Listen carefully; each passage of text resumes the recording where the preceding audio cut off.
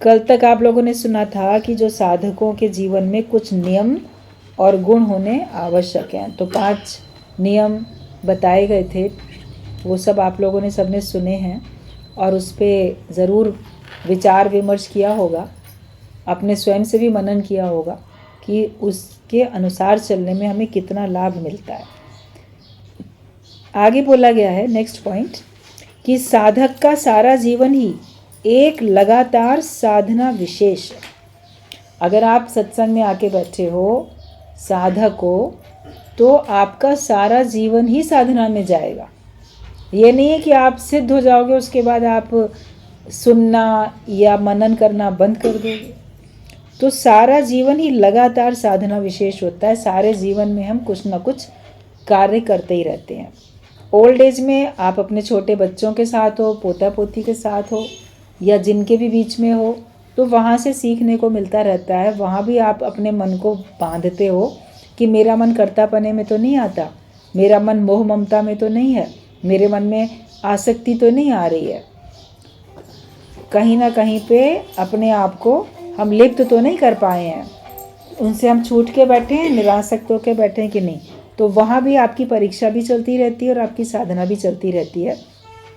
जो सुख देने वाले हैं उनके बीच में रहने से भी साधना चलती है, और जो दुख देने वाले हैं उनके बीच में हो तो वहाँ भी आपकी साधना चलती है कि अभी मैं सबसे कैसे निर्लेप न्यारा होके रह पाया कि नहीं रह पाया।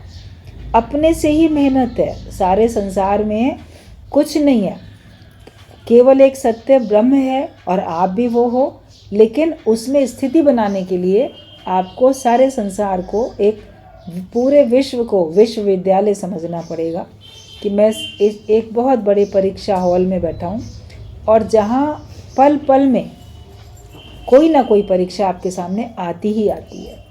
और हमें हर एक पल खुद को सावधान रखना है कि मन कहीं जाए नहीं। एक पल के लिए भी मान लो आपका मन जाता है और उसी समय आपके प्राण शांत हो जाते हैं, तो आपका तो एक जन्म फिर तैयार हो जाएगा। तो हर एक पल अपने आप को सावधान अपने को रखना पड़ता है। रामानंद का मन अंत में बेर में चला गया, बेर खाने में, तो उसको बेर में कीड़ा बन के आना पड़ा। इतना सबको ज्ञान सुनाने वाला संत और बहुत उसके अंदर में योग सिद्धि साधना सब उसने की थी, और उसने अपने शिष्यों को बता के रखा था कि जब मैं मुक्त हो जाऊंगा तो तुमको घंटे घड़ियाल की आवाज़ सुनाई देगी मेरा शरीर छूटने के बाद। इतना उसमें बल था। उसके बावजूद भी जब उसका शरीर शांत हुआ तो कोई घंटे घड़ियाल की आवाज़ शिष्यों को सुनाई नहीं दी। तो सारे शिष्य कहने लगे क्या हमारे गुरु मुक्त नहीं हुए? उन्होंने कहा था, उनका तो कहा व्यर्थ नहीं जाता, उनका कहा सच होता है। उन्होंने कहा था कि शरीर शांत होने पे आप सब लोगों को कुछ घंटे घड़ियाल की आवाज़ सुनाई देगी। तो उनका जो शिष्य था कबीर, तो वो भी बहुत उच्च कोटि का गुरु के सानिध्य में रह के संत बन चुका था, उसके अंदर में भी उतनी शक्ति थी। तो कबीर ने अपनी योग शक्ति से देखा कि आखिरकार मेरे जो गुरु थे जिस शरीर में थे तो वो मुक्त हुए कि नहीं हुए, और अगर हुए तो घंटे घड़ियाल की आवाज़ हमें क्यों नहीं सुनाई दी, वो इस समय कहाँ हैं। उसने अपने योग से वो देखा। तो कबीर ने देखा कि वहीं आश्रम में वहीं पर सामने एक बेर का पेड़ था और उसमें ऐसे पके पके बेर लगे हुए थे। तो कबीर ने देखा कि उनका गुरु वो शरीर छोड़ने के बाद तो उस बेर में कीड़ा बन गया और वो कीड़ा बन के बेर खा रहा है। को बहुत अफसोस हुआ, ये क्या हुआ। तो फिर विचार किया, फिर उसने उस कीड़े को, जैसे अब कीड़े की आयु बहुत सारी थोड़ी होती है, वो तो पल में ही कोई मसल दे ऐसे ही ख़त्म हो जाते हैं। तो उसने विचार किया कि ऐसा क्यों हुआ, कारण क्या है, ये ऐसी इतना बड़ा संत और एक कीड़ा बन जाए बेर में। किसी भी सब्जी में फलों में आप देखते हो कीड़े पड़ जाते हैं। तो उसने अपनी शक्ति से ये जाना कि अंत में इनकी बेर खाने में वासना चली गई थी, क्योंकि बीमार थे। कोई शिष्य डलिया में रख के बड़े अच्छे सुंदर सुंदर बेर पके पके लाया था उनके लिए, तो वहीं सामने रख दिए गए थे। वो बीमार थे, वो नहीं खा पाए, मगर वो देख रहे थे सामने कि ये बेर कितने अच्छे हैं और ये जो है मैं खा लूँगा, इनको मैं खाऊँगा। तो लेकिन खाने का अवसर नहीं आया और उनका बाद में शरीर शांत हो गया। तो बेर खाने की इच्छा रह गई, तो वो भगवान ने पूरा करने के लिए बेर का जो पेड़ सामने था उसमें कीड़ा बना के लगा दिया कि चलो खा लो। तो फिर वो खा के, और जब वो कीड़ा जैसे उसको मारा गया, मरा वो, तब उस समय घंटे घड़ियाल की आवाज़ सुनाई दी। जब वो वाला बेर तोड़ा, कबीर ने खोला, उसमें ये कीड़ा बना हुआ है। तो जैसे वो कीड़ा तब मरा, तब फिर देखा कि घंटे घड़ियाल की आवाज़ सुनाई दी। मतलब कि वो एक इतनी सी इच्छा पूरी करने के लिए तो उसको कीड़ा बन के आना पड़ा। भले फिर उसके बाद वो मुक्त भी हुआ, साधना व्यर्थ नहीं गई, लेकिन एक तो जन्म मिल गया ना। तो उतनी उच्च कोटि की साधना भी किसी की हो और अगर वो सावधानी भी ना रखे तो वो ऐसी उसकी दुर्गति हो सकती है। आप लोग अपने से पूछो, क्या उतने उच्च कोटि के भी साधक संत सिद्ध पुरुष बन भी सके हो? मन कहाँ कहाँ जाता है, कितनी कितनी बातों में जाता है। तो एक क्या फिर अनेक जन्म मिलेंगे। भोगे बिन छूटे नहीं, कर्म गति बलवान हो जाएगा, और जैसा भाव जगाए वैसे ही फल पाए। जो जैसा भाव जगाएगा उसका वैसे ही फल मिलेगा। तो हर एक पल हमको कितना सावधान होकर रहना है। तो ये कहा कि साधक का सारा जीवन ही लगातार साधना विशेष है। हमारा सारा जीवन ही, ये नहीं कि हम तो पूरे हो गए, पक्के हो गए। जहाँ ये भाव आया फिर गिरावट शुरू हो जाएगी। माया में कब आपके अंदर गिरावट आए आप कह नहीं सकते। कहते मछली पानी में रहती है, वो कब पानी पी लेती है कोई नहीं जान पाता। कोई दूसरा आएगा, वो पानी पीने आएगा तो सबको दिखेगा। बकरी पानी पीने आई, गाय भैंस आई, कोई शेर हाथी कोई आया, कोई मनुष्य आया, पानी के पास गया, पानी पिया, वो दिखेगा। मछली ने कब पानी पिया कोई जानेगा क्या? वो तो रहती ही पानी में है। तो जैसे वो कब पानी पी लेती है पता नहीं चलता, ऐसे ही हमारा मन रहता ही माया में है, तो कब माया के ख्याल कर ले पता ही नहीं चलेगा। कभी आप भी खुद से भी सावधान नहीं रहोगे तो आपको ही पता नहीं चलेगा कि मेरा मन कब कौन सा माया का रस लेने चला गया, या कौन सी इच्छा मेरे अंदर आके रह गई, नष्ट नहीं हुई। तो कोई भी भाव ऐसा अंदर में पक्का करके नहीं रखो कि वो हमारे लिए जन्म मरण का कारण बन जाए। तो ये साधना हमारी चलती रहती है कि हमें कभी भी अपने मन को ईश्वर के सिवाय कहीं और पे भी थोड़ी देर के लिए भी नहीं टिकाना है। ना किसी पदार्थ में, ना किसी परिस्थिति में, और ना किसी व्यक्ति में। यही तीन चीज़ें हैं, पदार्थ या परिस्थिति या व्यक्ति, जो कि आपको दोबारा से जन्म मरण के चक्कर में ला सकते हैं। सबसे उपराम होके रहो। जहाँ जहाँ मन जाए वहाँ वहाँ उसको भगवान का दर्शन कराओ। जहाँ जहाँ मन जाए वहाँ पे उसको आत्मा ही दिखाओ कि एक आत्मा ही सत्य है, एक ब्रह्म ही सत्य है, बाकी नाम रूप सब नाश है और ब्रह्म का ही प्रकाश है। तो इसके लिए नित्य प्रतिदिन नियत समय पर 1-2 घंटे जप तप निपटा कर, बाकी समय विषय कर्मों में डूबे रहना नहीं है। उससे कभी भी जीवन गठन नहीं होता है। जैसे कोई सोचता है कि चलो 1 घंटा सवेरे सत्संग सुन लिया, 1 घंटा शाम को सुन लिया, या हमने अपने लिए ध्यान लगा लिया, अपने लिए जप कर लिया, पूजा कर ली सवेरे शाम, मंदिर चले गए सवेरे शाम, प्रवचन सुन लिया, तो उसके बाद तो हम जगत के कामों में लिप्त हैं। बाद में मन हमारा कहीं भी जाए। तो ऐसा नहीं है कि ऐसा करने से आप मुक्त हो जाओगे। आपको 24 घंटे श्वास श्वास सिमरो गोविंद, कर्म करत होए नेकर्मी बनना है। कर्म करो, वो भी आप में कर्तापना नहीं आए, और हर समय कार्य कुछ भी आपके द्वारा जो भी प्रारब्ध काय हो रहा है उसमें भी भगवान को याद करो, और भगवान के निमित्त ही मैं करता हूँ, या भगवान के निमित्त भगवान मेरे से कराते हैं। ईश्वर को आगे रखोगे तभी आपकी साधना पूरी होगी।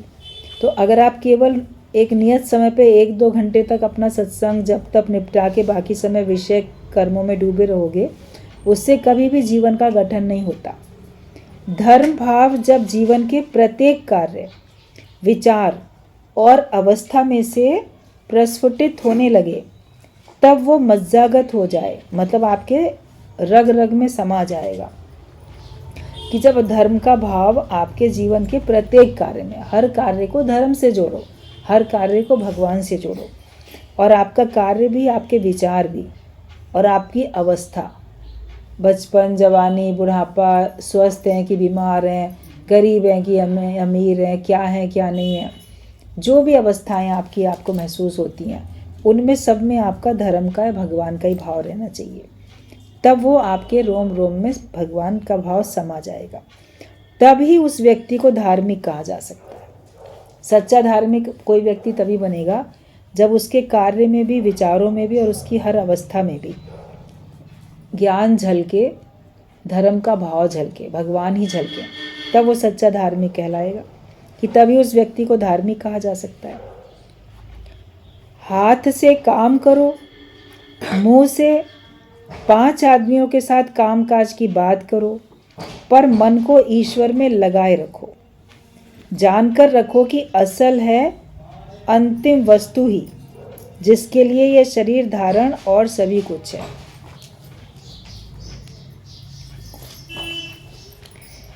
कि हम चाहें हाथ से हम कोई काम भी करें, जो कार्य, जो सेवा आपको दी गई है, हाथ से काम भी करते हो, लेकिन मुख से आप चाहें कई लोगों से बातचीत भी करते रहते हो।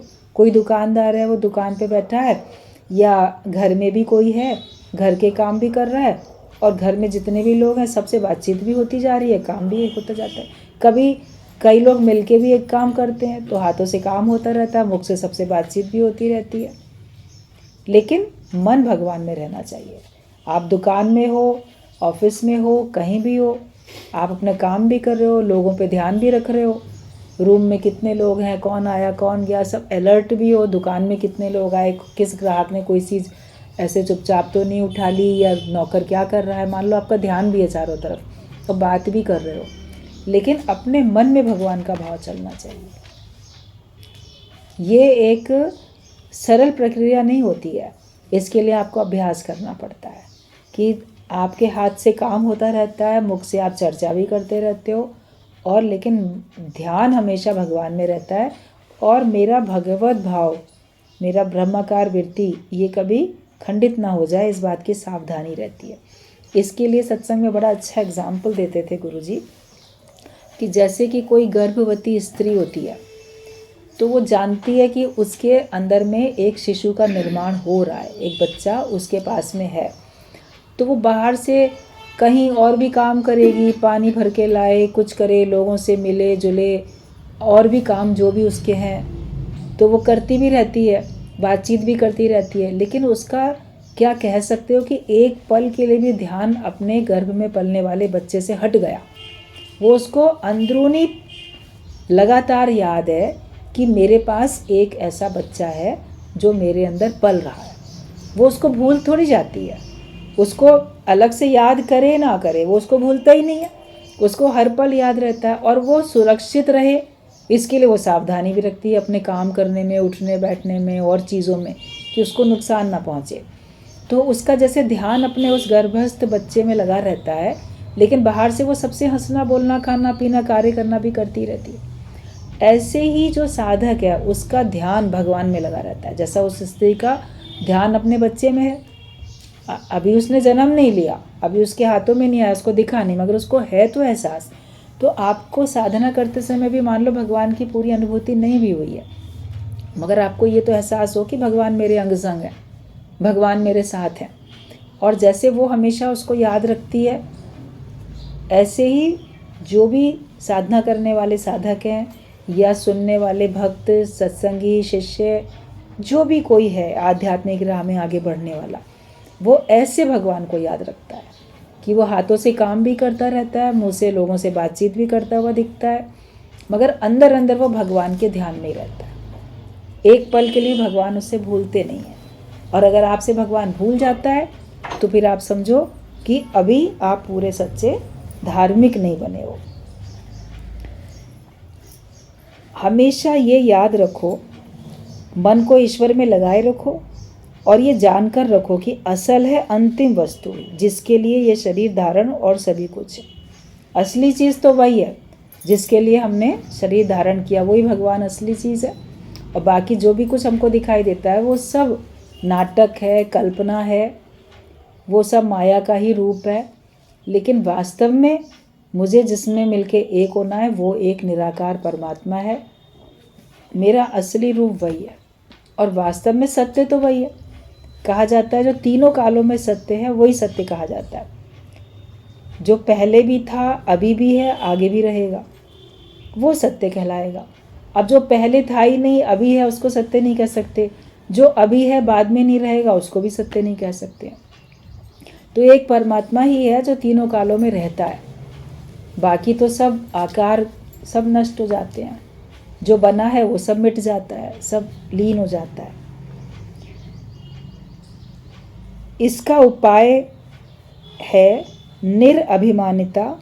अगर हम ये याद रखें, और कैसे याद रखेंगे कि हमेशा वही सत्य है, तो उसके लिए एक उपाय है कि तुम्हारे अंदर में अभिमान नहीं होना चाहिए।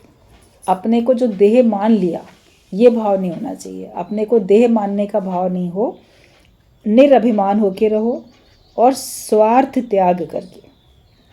किसी प्रकार का अपना निजी स्वार्थ नहीं होना चाहिए। मनुष्य जो काम करता है उसमें अपना भला पहले देखता है, मुझे क्या फ़ायदा होगा, मेरा इसमें कौन सा काम बन रहा है, मुझे क्या मिलने वाला है, तो ये स्वार्थ है। तो अगर आप निरअभिमान होके रहते हो कि मैं कुछ भी नहीं हूँ, बी नथिंग होके रहते हो और किसी प्रकार का स्वार्थ नहीं रखते, जो हैं भी स्वार्थ अंदर में, उनका सबका त्याग करके ज्ञानी बैठता है कि मुझे अपने लिए, अपने सुख के लिए किसी से कुछ भी नहीं चाहिए।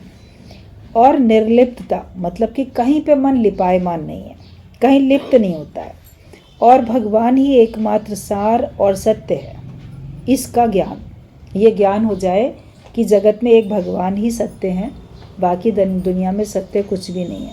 जब किसी की मृत्यु होती है तब लोग अर्थी उठाते समय बोलते हैं राम नाम सत्य है, कि वही रहता है सत्य, बाकी तो ये जो जा रहा है तो मिथ्या हो गया, मिट गया, शरीर खत्म हो जाएगा, भी जल जाएगा। जिसको सच समझ रहे थे वो तो मिट गया, चला गया, उस समय बोल देते हैं। तो अंदर में 24 घंटे क्यों नहीं याद रखते कि सत्य तो वही है। फिर तो जीते जी तो ये भी सच है, वो भी सच है, माया भी सच है, परिवार भी सच है, अपनी देह, दूसरे की देह, सब सच है। अपनी देह को भी सच समझ के कितना मगरूरी में रहते हैं, कितना अभिमान करके चलते हैं। ये भी कब तक रहेगी, आखिर ये तनख्वाह तो मिलेगा, काहे फिरत मगरूरी में। सत्य समझ के रहो और सत्य का ज्ञान हो जाए। उस ज्ञान को हमेशा याद में भी रखना है, व्यवहार में उतरेगा तो याद भी रहेगा। तो हमें हमेशा इस बात का अभ्यास करना है कि हम अभिमान में कभी ना आए, स्वार्थ अपना ना हो, किसी में भी मन लिप्त ना हो, किसी भी में, और भगवान ही एकमात्र सार हैं, इस बात का हमें ज्ञान हो जाए। कठिन ज़रूर है पर अभ्यास से क्रमशः हो जाता है ज़रूर। ऐसी बात नहीं है कि वो कठिन ज़रूर है लेकिन अभ्यास से हो जाता है। धान कूटने वालों का दृष्टांत गुरु देते हैं कि गांव की स्त्रियां धान कूटते समय बालक को इधर दूध भी पिलाती हैं, खरीदारों से उधर लेन देन का हिसाब तथा चीज़ों के दर के बारे में बातचीत भी कर लेती हैं, पर उनका मन है ढेंकी के मूसल की ओर कि वो कहीं हाथ पर न गिरने पाए। तो धान कूट रहे हैं तो वो मान लो धान कूटते कूटते वो दुकान पे बैठी है महिला और किसी को भाव बता रही है, देना लेना, एक तरफ छोटा बच्चा है उसको भी दूध पिला रही होती है, मगर तो भी ध्यान है कि वो मूसल मेरे हाथ पे ना गिरने पाए, इतना अलर्ट रहती है ना। तो हमें इतना सावधान होके रहना है। तो ये ऐसा अभ्यास हो जाता है उसका, वरना आप बोलोगे या तो धान कूट लें या लोगों से बात कर लें या कोई और दूसरा का, एक संग चार काम कैसे कर सकते। लेकिन जब आपका अभ्यास हो जाता है तो एक साथ आप चार काम कर पाते। कार चलाने वाला एग्जाम्पल भी गुरुजी देते थे। जब कोई नया नया कार चलाना सीखता है तो उसका ध्यान पूरी तरह से अपने स्टीयरिंग पे, स्पीड पे, पता नहीं कहाँ कहाँ, गियर बदलने में, कहीं ब्रेक पे पता नहीं होता है और ध्यान नहीं दे पाता। फिर धीरे धीरे प्रैक्टिस होती है तो वो हर तरह से ध्यान सब तरफ दे लेता है और अभ्यास से ऑटोमेटिक वो गाड़ी भी चलाता रहता है, खाता पीता भी रहता है, बातचीत भी करता रहता है और वो सावधान भी रहता है कि कहीं किसी से टक्कर ना हो जाए, एक्सीडेंट ना हो जाए। तो वो चारों तरफ से ध्यान रख लेता है क्योंकि उसका अभ्यास हो चुका है। तो जब हमारा भी अभ्यास हो जाएगा तो हमारी भी स्थिति ऐसी बन जाएगी कि हम संसार में कार्य करते हुए भी हम अकर्ता भाव में रह सकते हैं, निस्वार्थ होकर निर्लिप्त भाव से रह सकते हैं और भगवान को हर समय हम याद रख सकते हैं। एक पल के लिए भगवान हमसे फिर भूलेंगे नहीं। प्रथम नियम बनाकर जप तप ध्यान करना पड़ता है, मतलब कि सत्संग में बैठना, अपने मन को एकाग्र करना, तो पहले तो नियम बनाना पड़ता है। नियम अगर नहीं बनेगा तो आगे उन्नति नहीं होने वाली है। इसीलिए बोला गया नियम, और उसके लिए समय निकालो और प्रेम रखो। प्रेम के साथ सुनो ज्ञान को। प्रेम है तो नियम बनेगा, प्रेम है तो समय निकालोगे। तो ये नेम टेम प्रेम गुरुजी बोलते थे, ये अपने जीवन में होना बड़ा ज़रूरी है। तो सबसे पहले तो नियम बनाओ। मन स्वभावतः ही काम करने या परिश्रम करने में नाराज़ी जाहिर करता है। काम को पूरा ही उड़ा देने या ना करना पड़े, इसका केवल बहाना ही ढूंढता रहता है। मन है ना हर एक का, तो कई बार क्या करता है ना, वो काम को टालता है। मन ऐसा होता है, ना करना पड़े, मेरे बदले कोई और ही कर ले तो अच्छा है, या ये काम करना बेकार है, इससे कोई फ़ायदा नहीं होगा, इसको टोटली छोड़ देते हैं। तो ये मन ऐसा है कि पहले तो वो क्या करता है ना, काम करने या परिश्रम करने में नाराज़गी जताता है। मुझे करना पड़ रहा है, मुझे मेहनत करनी पड़ रही है, ये मेहनत वाला काम कोई और ही कर ले, मैं सरल कर लूँ, या मुझे मेहनत वाला काम क्यों दे दिया गया करने के लिए। तो ऐसे मन उससे पसंद नहीं करता उसको। या काम को पूरा ही उड़ा देने में या ना करना पड़े, इसका केवल बहाना ही ढूंढता रहता है। जिस काम में उसे लगाना चाहो उसे ना करके वो अन्य दिशा में भागना शुरू करेगा। ये मन का स्वभाव है। अगर आप मन को सत्संग में लगाओगे तो दूसरी दिशा में भागेगा, दूसरी दिशा में लगाओगे तो सत्संग की तरफ भागेगा। मन को जहाँ लगा दो। लेकिन शुरू में क्या होता है कि मन को जिधर आप लगाना चाहते हो, आप देखो उससे बड़ी तेज़ी हटता है। आप बोलो कि वैसे तो मेरा मन इतनी जल्दी नहीं हटता था, लेकिन जब से मैंने अपने को एकाग्र करना शुरू किया तब से मन ज़्यादा ही चलायमान हो रहा है, तब से हलचल ज़्यादा ही होती है। कि जिस काम में मन को लगाओ उसे ना करके वो अन्य दिशा में भागना शुरू करेगा और उधर ही घूमता रहेगा। यदि किसी भी काम में ना लगाओ तो दुनिया भर के सब बुरे काम और अर्थहीन काम करेगा। इसीलिए कहावत है कि आलसी मन शैतान का कारखाना है। कि अगर तुम आलसी हो तो आलसी मन तो शैतान का कारखाना है। खाली दिमाग शैतान का घर बोलते सुनते रहते हो ना। ये खूब सत्य है। मन को वश में करने के लिए दृढ़ता से नियम के बंधन में उसे बांधना पड़ेगा। जैसे वश में करने के लिए पहले उसे बांधना पड़ेगा। आप कोई नया गाय भैंस घोड़ा कोई कुत्ता ऐसे खरीद के लाते हो या पालने के लिए अपने घर में, तो पहले बंधना थोड़ी चाहता है, फिर उसको बांधना पड़ता है। पहले बंधने में बहुत छटपटाएगा, बिल्कुल बंधना नहीं चाहेगा, फिर उसको आदत पड़ जाती है, फिर उसको लगता है कि इससे मुझे बांधने में मुझे खुशी है, मेरी सुरक्षा है। फिर वो बंधन, उसको बंधन नहीं लगता, फिर वो आराम से बंधा भी रहता है और बैठा भी रहता है। जहाँ तक लंबी उसकी चेन होती है रस्सी, वहाँ तक घूम भी आता है। वो बहुत छूटने की जिद नहीं करता, और कभी उसको वो बंधन वो चेन अच्छी भी लगती है। हमने देखा कि जैसे मान लो किसी ने घर में कुत्ता पाला हुआ है, तो घर में हर समय चेन से बांध के नहीं रखते हैं, खुला रहता है। कोई आया तब बांध देते हैं, तो पहले तो परेशान होता है, लेकिन उसके बाद उसको आदत पड़ जाती है। या जब उसको बाहर घुमाने लेने जाना होता है, तो उस समय आप उसको चेन उठाते हो उसको कि अब इसको चेन से बांधेंगे लेके जाएंगे। तो जैसे वो चेन की खट सुनेगा या देखेगा तो खुश हो जाएगा कि ये चेन उठी है, मुझे बांधा जाएगा, मुझे बाहर टहलाने के लिए लेके जाया जाएगा। तो अब वो बंधन वो चेन उसके लिए परेशानी का कारण थोड़ी है, बल्कि उससे उसको लग रहा है कि मैं और दूर दूर तक घर से बाहर निकल के सैर करके आऊँगा, तो उससे उसको खुशी होती है। तो मन की आदत पहले होती है कि वो नियम में बंधना नहीं चाहता, लेकिन बाद में इस सत्संग के नियम में बंध जाने से उसको खुशी होती है कि इसी सत्संग के नियम में बंध के मैं आत्मा की सैर कर सकता हूँ, इसी सत्संग के नियम में बंध के मैं उस परम तत्व को जान सकता हूँ। अगर हम यहाँ के नियम में नहीं बंधेंगे तो फिर हम माया के बंधन में बंधे रहेंगे। कोई ना कोई बंधन में तो बंधे ही हो ना, कोई अपनी आसक्ति में, कोई किसी में, कोई किसी में। तो छूटने के लिए हमको पहले नियम से अपने को बांधना पड़ता है, तब आप माया से छूट सकते हो। सोच विचार कर ऐसी एक रूटीन कार्यक्रम बना लो जिसका पालन करना साध्य ही हो, मतलब जिसको आप पालन कर सको, ऐसा अपना नियम बनाओ। और दृढ़ संकल्प कर लो कि चाहे जिस अवस्था में तुम क्यों ना पड़ो, दूसरा कोई भी काम चाहे क्यों ना आ जाए, जो नियम बना लिया है उसका पालन किसी भी तरह करना ही होगा। सत्संग के लिए तो ये दृढ़ता से नियम बनाना ही पड़ेगा। और भी जिन कामों में आपको नियम बनाना है ज़रूर बनाओ, और क्योंकि उसमें अगर आपका एक दिन नियम टूटता है तो कई दिन तक टूट जाता है। सत्संग में भी आने का एक दिन का नियम टूटता है तो कई दिन तक टूट जाता है। तो इसके लिए दृढ़ता से अपने नियम का हमें पालन करना पड़ता है कि फिर दूसरा काम चाहे क्यों ना आ जाए, जो नियम बना लिया उसका पालन किसी भी तरह करना ही होगा। इस तरह की निष्ठा और जोर चाहिए, तब आप नियम में बन पाओगे और तब आपकी उन्नति हो सकेगी।